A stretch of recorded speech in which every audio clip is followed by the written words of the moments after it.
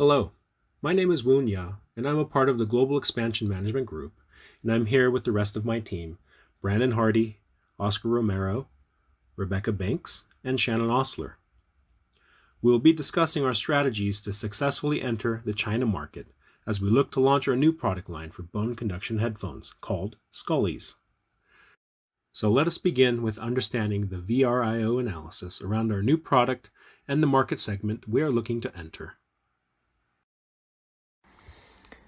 The VRIO analysis is broken into four questions, and depending on those questions, it determines how much of a competitive advantage or disadvantage your product has.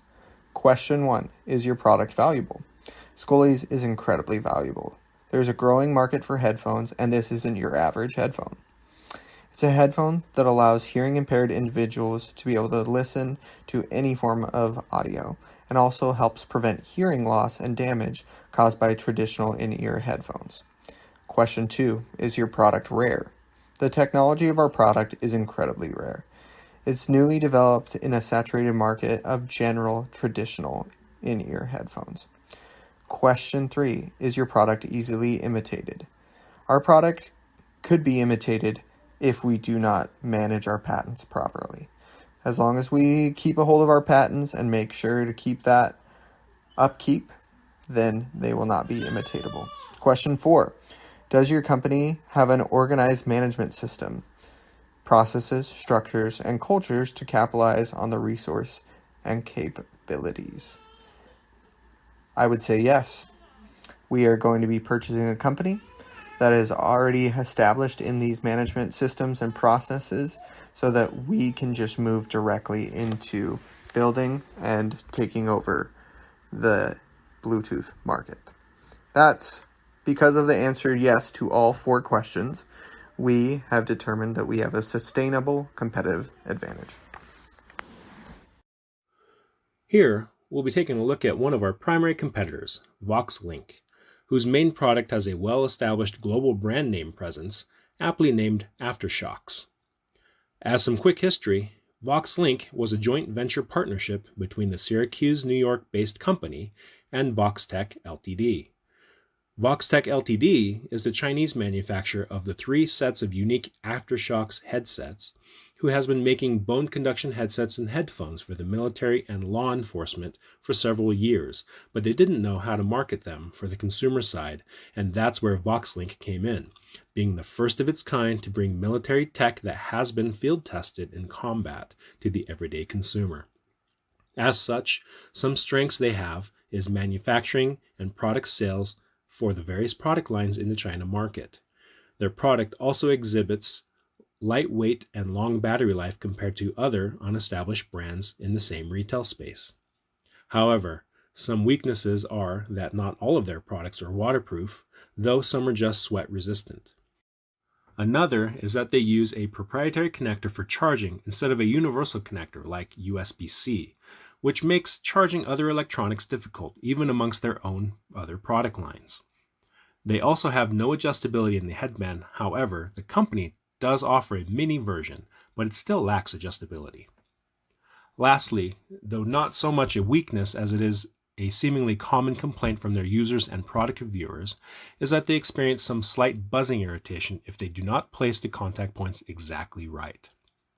So with these things in mind, we have focused our engineering efforts to address these weaknesses in our products to help give us an advantage. Our method of entry is to find a small to medium-sized manufacturing company in China and acquire them. That way, we can just start operating and manufacturing our product. We decided to do this because it would help us avoid heavy shipping and tariff costs from shipping and manufacturing outside of the country.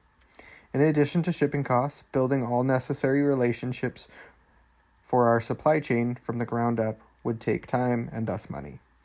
It is a heavier investment up front, but we will gain a profit quicker than any other option. In addition to a quicker mode of profits, we will see greater profits once we have passed our return on investment, since we would be a wholly owned subsidiary. The materials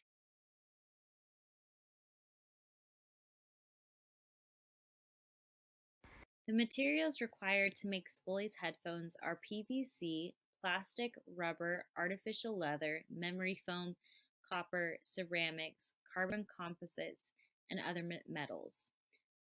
These source materials are readily available and produced in China, which helps us avoid shipping costs and all expensive tariffs and hidden fees that often occur when shipping from other countries. A resource contact we have made that will help with our material sourcing is Maple Sourcing. This local company is based out of Beijing and specializes in sourcing materials at affordable rates. By using this resource, we will be able to achieve our goal of creating Skulliez headphones that help prevent eardrum damage, all at a very affordable rates.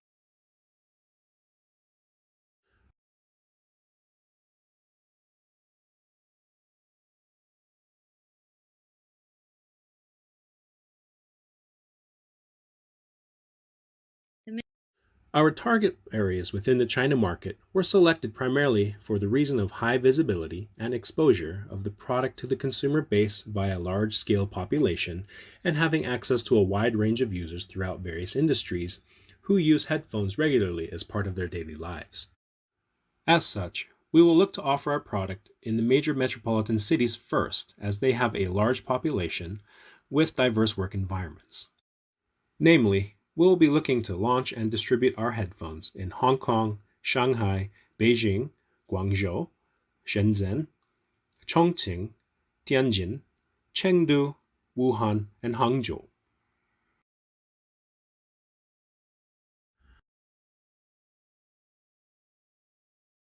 As far as the demographic of buyers within the aforementioned cities, we will be looking to market to those who are early tech adopters, individuals who work in various working conditions, as well as athletes and fitness and/or outdoor enthusiasts. We have also identified a key range of headphone users to be within the age range of 12 to 35 years old, as the recent pandemic has pushed students and office workers alike to work remotely. Furthermore, we will also be looking to target those who may have conductive hearing loss, who can benefit greatly from our type of technology to once again enjoy the full range of sound of their favorite music. Our product strategy Our product strategy is quite simple. It is to produce and sell our headphone Skulliez at the cheapest price possible. We will be sourcing all our parts locally in China to avoid expensive tariffs and hidden fees, along with taxes from shipping from other countries. We also have the goal to make Skulliez unique and different from our competitors. We will do this by implementing a differentiation strategy by having a product that doesn't cause damage to the eardrum while also not compromising on quality of sound, and we hope to do this all at an affordable price. By implementing this cost strategy and differentiation strategy, we will be able to make our brand Skulliez very successful and sell many headphones around the world. For, di- Our for distribution strategy, Skulliez will carry out a selective distribution strategy in which we will achieve greater cooperation and control of the different channels through which we will distribute the products. Being able to guarantee a better positioning and efficiency of them is what we are seeking. We can distinguish the following channels that we will use. We will use Skulliez, our stores or physical stores. We will carry out through a direct channel to better position ourselves and to be able to satisfy our public's expectations and needs. In a more experiential way, establishing points of sale in high traffic and central areas, and we will maintain two types of channels that are the Skulliez physical stores and the official website. We will use mobile operators as a distribution channel, and indirect distribution will be carried out through the intermediary that is the mobile operators, since they are considered a large market niche and great cooperation is achieved with them. We will use, for the last one, a prestigious and quality retailer. Professional retailers interested in the distribution of Skulliez products will be selected according to guidelines established between both organizations for greater control and consistent consumer perception, such as MediaMarkt. For the promotion and marketing for these Bone Conduction headphones,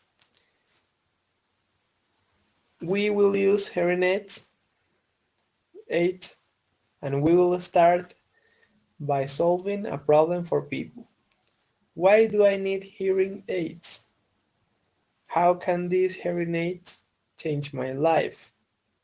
In China, it is more than known that the best advertising is viral, and we will start using the media most consumed by people, converting a video showing the benefits of these hearing aids to a large number of people through influential people in the communities or for the communities. We must generate purchase interest and then sell them through the aforementioned distribution channels.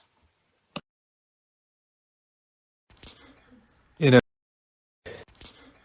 in evaluating the current competitors in the market segment, the pricing strategy we have elected to use is one of entering as a luxury item in the higher price tier, starting at $119.99 US.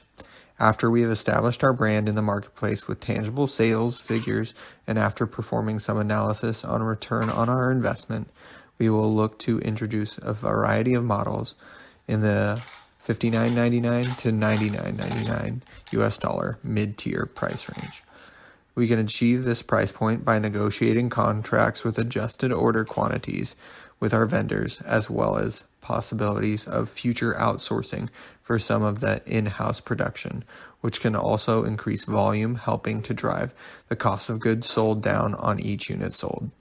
Finally, we will look to drop the price further on older models as they reach the end of product life cycle, which will move us organically into the lower tier price range of $49.99 US and below until our all on-hand inventory is sold. As far as